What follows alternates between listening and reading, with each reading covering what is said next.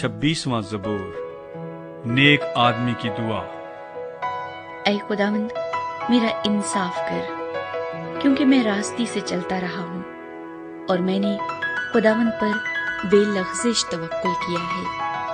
اے خداوند مجھے جانچ اور آزما، میرے دل و دماغ کو پرکھ، کیونکہ تیری شفقت میری آنکھوں کے سامنے ہے اور میں تیری سچائی کی راہ پر چلتا رہا ہوں۔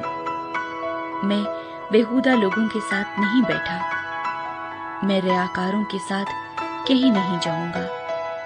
بد کرداروں کی جماعت سے مجھے نفرت ہے، میں شریروں کے ساتھ نہیں بیٹھوں گا۔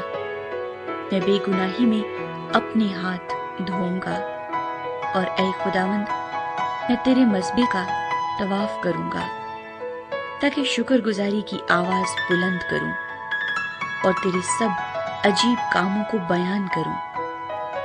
اے خداوند میں تیری سکونت گاہ اور تیرے جلال کے خیمے کو عزیز رکھتا ہوں۔